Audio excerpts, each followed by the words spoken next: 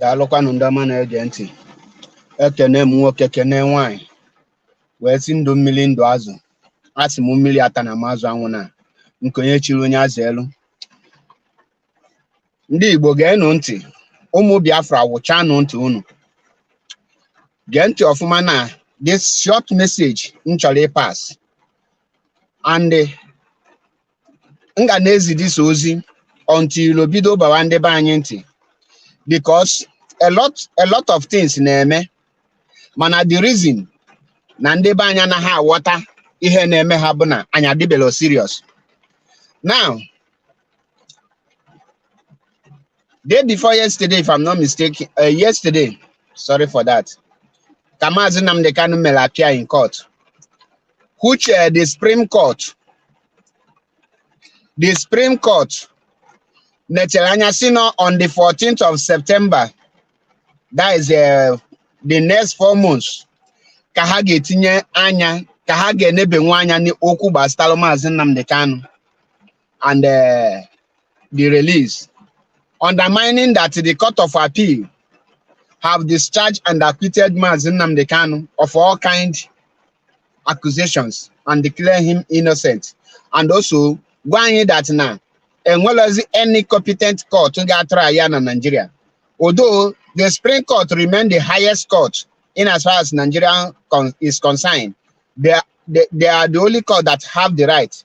But normally, actually, before Ngaba, let me address this guy. I think Oka JJC. Ayade Amechi. The person you called his name, Odumod, is not an ESN member. Point of correction. He is not an ESN member. He is just a criminal being used by some criminal gangs. And the IPOB declared him wanted, I think, last few weeks ago. So unfortunately, he met his Waterloo in Anambra State. He is an indigenous of Imo, if I'm not mistaken. So I can recall back that MAZI Sanwo-Olu announced his name on Radio Biafra after warning him for many times. And the guy continued terrorizing and committing different kind of criminalities in Biafra land. So he was gunned down by the Anambra State vigilante. So he is not part of IPOB and he is not a part of ESN. He is just ordinary criminal used by another criminal. So he just meet his Waterloo. So stop tagging him as ESN. Although I will upload the video so that you people will understand it more. I will upload the man's video, and he was recycled with 4 of his criminal gang. When we tell you IPOB is dying to protect the lives and properties of Biafran, IPOB cannot kill the people they are trying to protect. That is one thing I want our people to understand. And you must know this. So before you come into issue of IPOB, please, if you know nothing, try to ask for a vital information from the right source. So that is why we have IPOB inquiry numbers, which those that call me, I always send it to them. Now let me go. Kangani here and Jimakia were here before that very comment distracted me from the truth. Now, why is Nigerian government not taking the case of MAZI Nnamdi Kanu serious yet? Many of you don't know this. Keye Nigeria government anaghị take serious the case of MAZI Nnamdi Kanu's case serious. They are just playing mind game, and they playing with the mind of our people, thinking that they can push IPOB to violence. IPOB is a non-violence movement, and we will remain non-violence. We have come a long way. We cannot start violence at this point. We have paid a lot of price, and I think it is too late for us to engage in violence, and the time for violence is not yet. I know many of you will not understand that very statement, but for those who are in IPOB, they will understand. It doesn't require any explanation. Now, Biafrans and lovers of freedom, ndị Igbo, unu aka na-agwa okwu a. Kedu ihe kpata na Nigeria government anaghị take case of MAZI Nnamdi Kanu serious? Wụcha ntị gị ka nkọwalụ gị. Mgbe ejide MAZI Nnamdi Kanu, the moment MAZI Nnamdi Kanu was kidnapped from Kenya, ndị Igbo refused to follow the things ha kwesịrị follow. Ndị Igbo abandoned MAZI Nnamdi Kanu. They projected MAZI Nnamdi Kanu as an individual. MAZI Nnamdi Kanu case is not an individual case. Ndị Igbo should not be calling for just MAZI Nnamdi Kanu's release. The reason Nigeria is not taking the case serious is because ndị Igbo projected MAZI Nnamdi Kanu kidnap as ordinary individual. MAZI Nnamdi Kanu's kidnap and the detention till today should be addressed as a nation, not as an individual. MAZI Nnamdi Kanu shouldn't be addressed as a single individual. No, things are not done like that. MAZI Nnamdi Kanu should be addressed as a nation. When you present MAZI Nnamdi Kanu case, you present it as a nation, as a group of people, as a geopolitical zone. The people will know, yes, they are not dealing with just an individual. But what happened? Now, the most people, the people that MAZI Nnamdi Kanu is suffering for, they accepted defeat without putting up a fight. Ndị Igbo accepted defeat before Nigeria government, instead of putting up a fight. When I said that the Igbo people accepted defeat, how did we accept defeat? Let me tell you. For those people like Iwanyangu and the rest of them coming now to tell us release MAZI Nnamdi Kanu, no. You have made a very big mistake at the initial stage. Chi Angelo, you thought MAZI Nnamdi Kanu told you that burn down the zoo in Nigeria if we look for him. Make una dey play. Now your statement have defined it. If we look for him and they don't see him, we are still seeing him. We have not searched for him and we did not see him. So know the difference when you don't see somebody and when you are seeing somebody. That is now you are typing like somebody who is just metamorphosed from autopilot to madness. Because I see these two people as, once you are in autopilot, you are very close to madness. Sorry to use that word because I'd say I will be very diplomatic this time around. Now, Ndị Igbo accepted defeat before putting up a fight. Ndị Igbo accepted defeat. Can Ndị Igbo accept or defeat?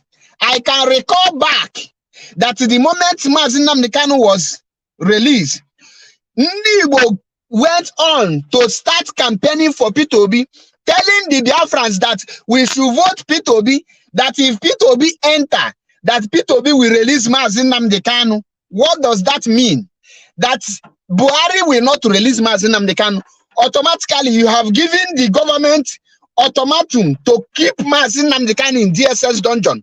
They should not release him.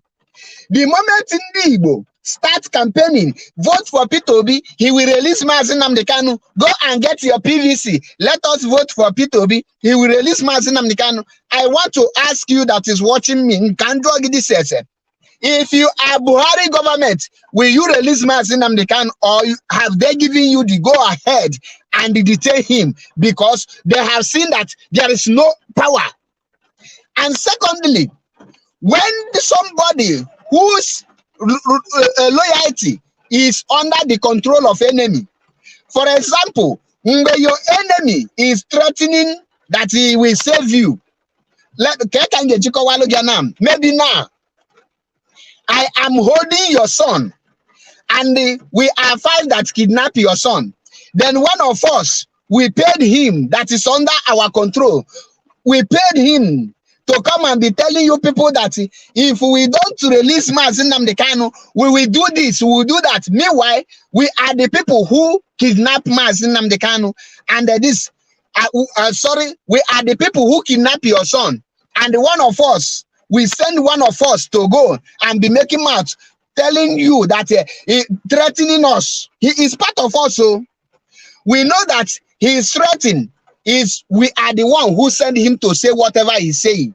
And all of a sudden, you that your son was kidnapped, start following one of our member who is also a kidnapper. Now, how do you think that we will release that your son? Automatically, we will keep that your son because we will now see that you don't know anything. So when Nigeria government kidnapped Mazi Nnamdi Kanu, and they paid some agents to claim that they have sacked DOS, sack IPOB, they are in charge. Meanwhile, these people are agents of Nigeria government. You people started following such movement. What do you expect?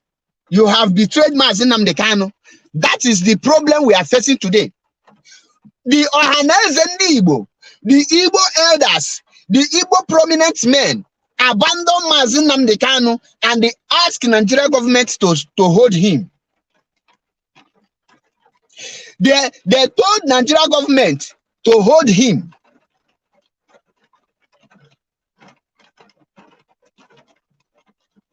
Now, take it serious.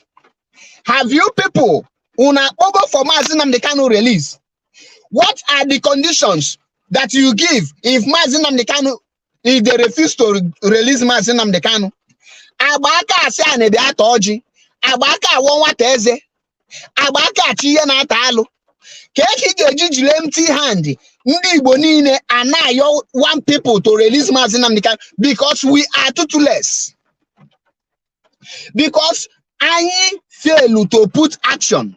The only people, I keep on saying this, the only people that fight in that amount of pressure to know if Mazi will be alive to be released is IPOB and her leadership. I say IPOB and her leadership. Every other people just playing. Just playing. Now let me tell you, have Ndi Igbo done anything to release Mazi Nnamdi Kanu? Ndi Igbo, the Igbo leaders, Igbo politicians, Igbo traditional rulers, Igbo prominent men have not done anything for Mazi Nnamdi Kanu release. Gini ka ha megol onwebelo. Then Gwamu, he take the statement released by Nigerian government, the reason why they postponed Mazi Nnamdi Kanu case to September 14, which is very long. They told you that they have many other cases at hand, like this concluded election. There are many petitions about the election in their hand that they need to look, which means the Nigerian election is more important because we have never presented our issue as a nation.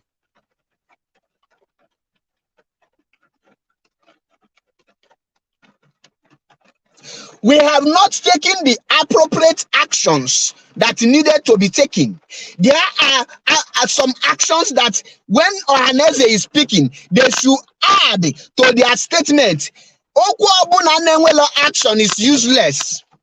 When you make a statement without backing it up with one or two things, it can never yield any fruit. You don't talk to your enemy with a mere mouth.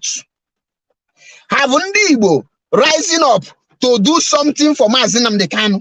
Have Ndi Igbo done anything? Or okay, if we are giving the federal government from now till Sunday to release MAZI Nnamdi Kanu, or else we are going to boycott anything that has to do with federal government. We will not know that you hate us. The president, Peter Obi Enwetelie, the Senate president, Nnamdi Enwetelie, the speaker, Nnamdi Enwetelie. Is there any federal government infrastructure in Igbo land? The answer is no. Now tell me, you as an Igbo man, Kedifi Kaneche to fight Igbo until we start fighting for MAZI Nnamdi Kanu release as a nation, not as an individual. You, like I said in my previous broadcast, that the freedom of MAZI Nnamdi Kanu lies in Biafra restoration. Biafra restoration does not lie in the freedom of MAZI Nnamdi Kanu. Many of you don't understand this word. I keep on hammering on this word, that the freedom of MAZI Nnamdi Kanu lie in Biafra restoration, and Biafra restoration does not lie in the freedom of MAZI Nnamdi Kanu. When I say it, some people will say, no, you don't know what you are saying. No,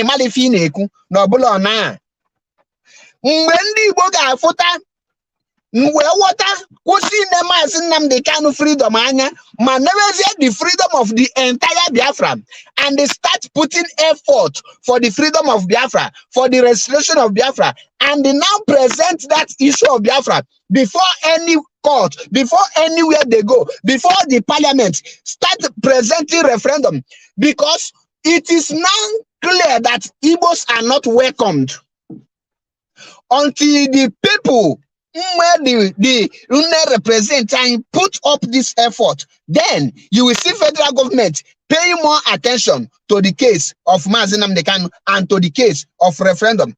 Mr. Iwanyangu, you have said many statements. John Onyango have said more than you. George Obioza have said more than you. We have a lot of you people that have made a lot of statements. But the question here is, what actions are you people putting in for your statement? And for this reason, Nigeria government cannot listen to you, because they see all of you as a baby saboteurs. They see all of you that they are the one writing the statement you people are making. Go and take a very close look at the statement when Iwanyangu was giving a speech. Hope Uzodinma was laughing.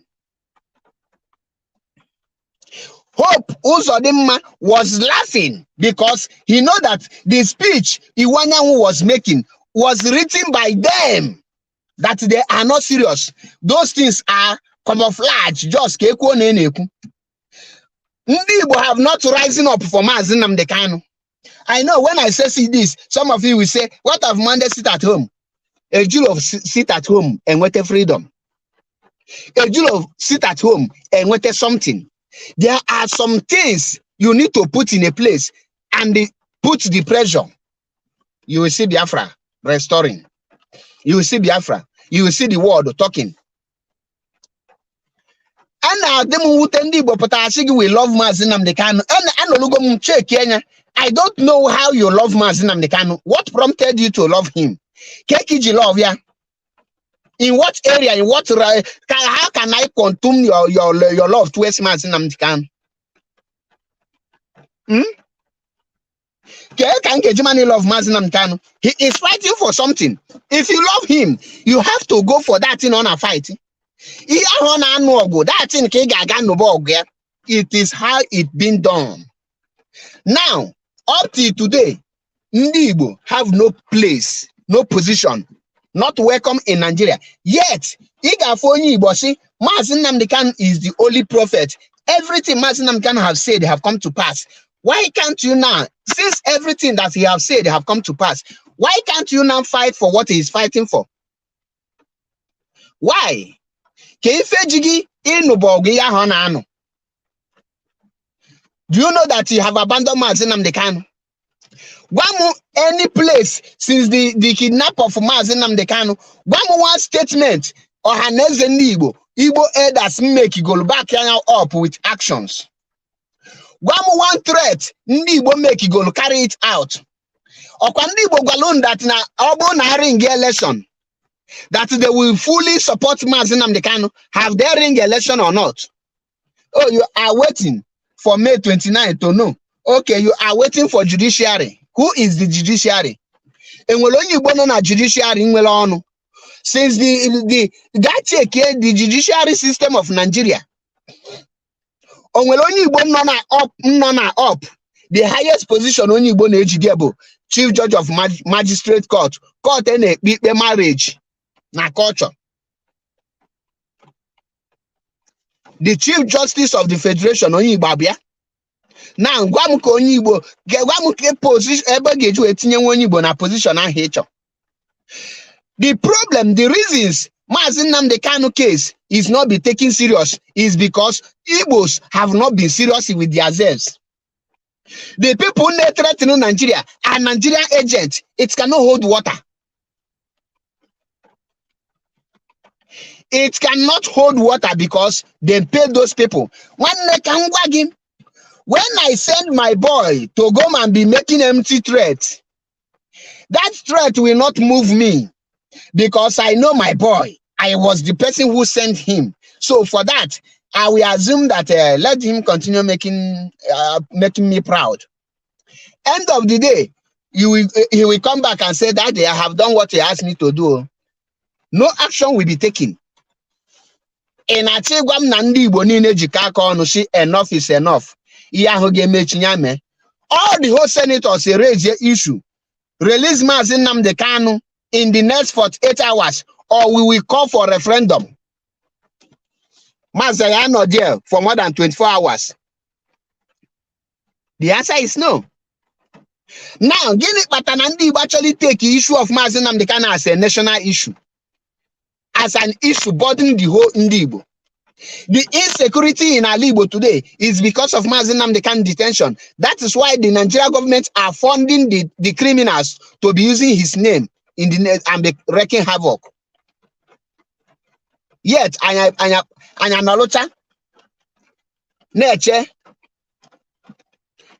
from the lawyers and the DOS, any other person they make a move to free MAZI Nnamdi Kanu? Have any senator from East write a letter to release MAZI Nnamdi Kanu? Have they taken any action? The parliament, how many senators raised the issue there? For how long can I do this useless? Igbo pastor Nambo inu somewhere hogu. I'm proud to be an Igbo man until I see reason.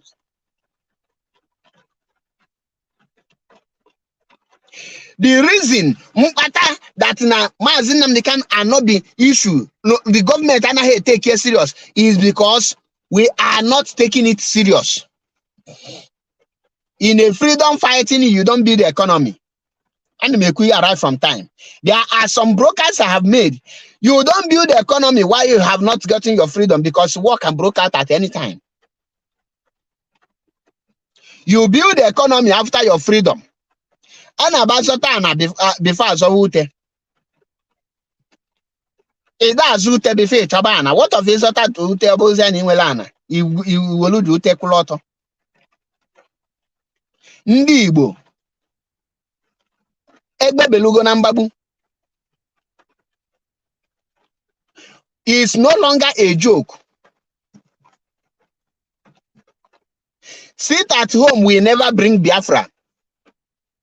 The reason you see Ekperima in Finland, the Gumi of Yidu, telling you sit at home, because he have no vision or well plan. The only thing on but sit at home. John Wegi on any other strategy. Since for more than 2 years, on any other strategy, the only thing on sit at home. Now the criminal soldier force to sit at home. How can you be forcing sit at home? The more you force sit at home, you will look AK-47 with other rocket launchers. It will force so people sit at home. Imagine the people in there protect. It's a very our people are water. Nigeria government am take in serious now. Okwa unu na eche Peter Obi case no na court. Chegodu ke check the whole court niile ntị. Mana ọ bụrụ na ife na-eme, ọ bụrụ na ndị be anyị na-eti eti, na-agba ka akpị, na-eme ife niile to make sure that na pressure dị na government side. Maazị aka apụtago, aka nọ na-ekwu okwu referendum, mana up till now enwede na-ekwute okwu referendum. or if free Mazi Nnamdi Kanu ka ebe ga-ebido ijukọrọ onwe gị dị sese. If free na without ịgba mbọ to solve that problem tinyere there, if free there are some certain things you need to fix. Know that this thing is inevitable. Biafra restoration is inevitable. Biafra referendum is inevitable. Onwere ka igbanarị ya n'ọsọ. Why can't we go for it? Gịnị na-abanye Ghana there? Anyị efodu aka. Lawyers are not afụ. So lawyers. Ejuru onwe gị. For how long will these lawyers? There are pressures you need to put to make the lawyers succeed. The reason Tata na Peter Obiama nweta any mandate because no obedient movement anaghị put any pressure. Now, the same thing is applicable to Biafrans. For how long ka anyị ga-anọ na-eti oh hey Biafra or death? For how long?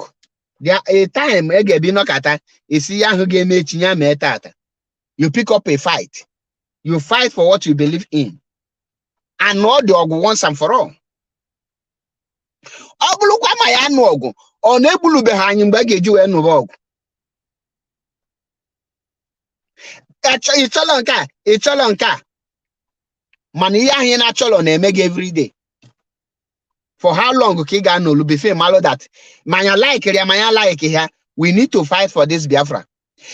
Achọrọ m ka ndị Igbo bido put a pressure for referendum. The only thing ga-eme ka MAZI freedom dị genuine and for everlasting for mgbe anyị ga-ebido fight for Biafra restoration. Ekwesịrị na MAZI nọ n'ime we will be fighting for Biafra restoration. Ndị Igbo, ndị agha na-azọpụta, ndị agha IPOB na-anụ ụlọ ọgụ, ndị ahụ IPOB na-aṅụ ụlọ, he rise up in support to show solidarity, to show their readiness that they are ready to go. Obulo Monday sit at home, Tuesday bulo ya lupi na akpayali na ibulo onye ala. You don't sit at home on Monday. On Tuesday, you shout to our obedient. It is a sign of confuse. It's a sign of you have no direction. It's a sign of somebody being in a state of confusion.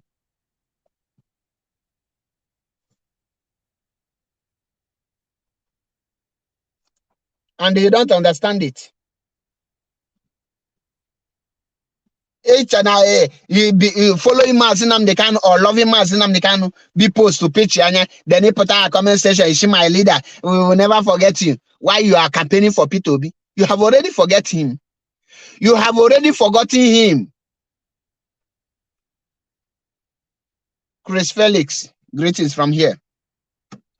You careful MAZI Nnamdi Kanu, ka government you take it serious. Ebe ha nele anya bụ na ị na-achọbụ obedient, ị na-achọbụ LP, ị dị confused. Ị nwere anything ị gbadoro ụkwụ. Every of Igbo West today has no action. Ndị Igbo na-ekwu okwu ha na-ekwu okwu ụmụazị. Ị na-ayọ ndị Igbo niile na-ayọ ayọ. Una na-ayọ na-akpali unu. Ogbole kunu ga-arị elu dis ayọ. O nwere ebe ị ga-emegide isi nna gịnị ka na-ayọ dị gị fa sef. Gịnị ka ị ga-eme dị nna kọmọ n'iwu bụ na ya emezi ya ewepụ ayọ dị anụ ọgwụ ha ga-anụ. Ụdị ọbụla aka ewetara were esobie. Ọ bụrụ mgbe niile anaghị ayọ Okeke pụta ọyọ, Okafọ pụta ọyọ, Okorie pụta ọyọ, Nwankwọ pụta ọyọ. Anya na-ayọ ka ndị egbujiri aka gbuji ọkpa. When kemgbe ị ga-eji take action na ịbụ mmadụ? When are we going to react actually for the violations of our rights? Kemgbe ị kwesịrị react? There is time for everything. We have begged enough. Mbazirika mechi yogide tilo nwo. Jojo biozo yogide we nwo. Onye na yo beho. Yet, nana yo nehe teki anahe geginti. Iwe yalema that this thing is not something you need to beg of.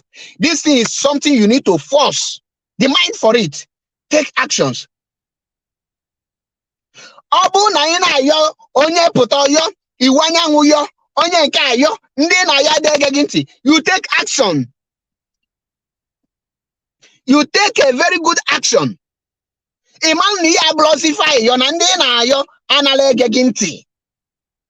Mgbe ndị na-ayọ na anaghị ege gị ntị, you take an action so that they will know that you are serious, so that they will know na ihe ahụ ha ma n'ime ya, so that they will know that you are not a weak man or a weak person, a weak region. Are we not ashamed? That is it. Imagine MAZI Nnamdi Kanu case after they delayed for how many months? After delay since last year, now, KDM, sitting and saying they postpone to get one thing I got Junu. Okay, the appeal for him to be transferred to Kuje prison. What happened to it? God gave Barrister Mike also commenting. We want to move on. Nechembe MAZI pụta ka ọ bịazie ọ bịakwa na redio Biafra kitibela anyị ndị isi ojii. Ọ kịta MAZI nọ n'ime ka anyị kwesịrị ime ife niile anyị kwesịrị ime. Ọ kịta MAZI nọ n'ime ka anyị kwesịrị ịnụ ọgụ ka ụmụ nwoke azụrụ azụ. Ọ kịta MAZI nọ n'ime ka anyị kwesịrị ịdị na-eme with ihe anyị need Biafra. The freedom of MAZI Nnamdi Kanu lie in Biafra restoration, and Biafra restoration does not lie in the freedom of MAZI Nnamdi Kanu. Many of you don't know this. Many of you are what about this thing. And Malom Kege Jiko Wali Unu. Nunu and need to rise up. The Biafrans and the entire Biafran land need to rise up. All what I tell I got stand still for MAZI Nnamdi Kanu for months. We have to do it to gain our freedom. Or what I'm telling I got boss for MAZI to come out, we have to run. Begging. You will have called for this peace enough. You people have to give the DOS sign that we are ready to go. Is concerning me. It's none of my business. It's none of my business. It is our business. It is our business. And we need to make it our business. I did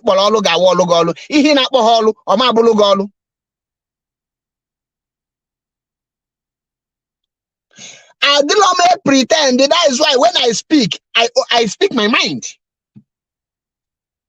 Only for another man of Mama Kama issue of this Biafra. Another that is this issue of Biafra because that is I'm on a problem every day.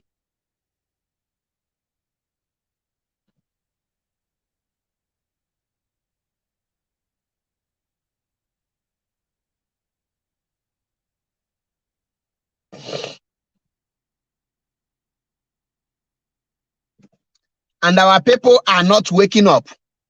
And you're gonna feel less concerned. Who will do it? Also, MAZI Nnamdi Kanu got fight for our freedom. So, unana hate that now MAZI is still alive. That we need to do something. No pain, no gain. Obulukwala pass pain, which we have already started passing pain. We have to cross our mind, pass this pain once and for all to restore Biafra. So that MAZI will gain freedom. Nipoputa MAZI na DSS dungeon is not giving him freedom. Nipoputa MAZI na Kuje prison is not a freedom. The freedom MAZI is fighting for is the freedom of over 70 million Biafrans. Oh, alele libugo mebendi ibono. Alele libugo mebendi banyi no. Oh my God. If only you ne to ka joko tu nansi. Where are the people singing at Obi, narring election against Obi, where are they? On Wakawabelo, no Kitakunu Geji support all this movement, rise and up, revolution, bido, trigger it, then it will yield a good result. Hi, Alumelo. If you maybe one a label. There's no moment. One ye jobbing in a corner, na koyala. One ye jobbing in a Ngarapuno here.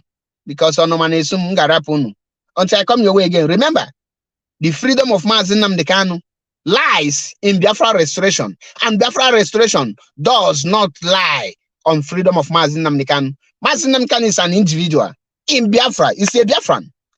And for you to give him the right freedom he needed, you need to restore Biafra for him. You need to fight for the Biafra restoration. Everything I fight is nothing. It's nothing. It is very painful. Sorry, it is very painful. And I will say, may God bless DOS. God bless MAZI Nnamdi Kanu. God bless IPOB leadership. Every principal officers, may God bless you. God bless our gallant men, Eastern Security Network. May God bless our lawyers. God bless you all for standing resolute, standing tall, and fighting gallantly. Those of you who are contributing in one way to the other, may God bless you all. I remember my humble self. MAP is your Kubundo. One in Biafra land. Remain blessed until I come your way again. Remember, no retreat, no surrender. 30th May, if you are residing in Italy here, direct to Rome. Don't miss it. It is a compulsory. We must respect our heroes and honor them. Heroes and heroes. Here in Nigeria, it's a total sit at home. Don't allow any person to force you to come out or to tell you come out. Respect those that have died for your sake. Thank you. I remain blessed until I come your way again.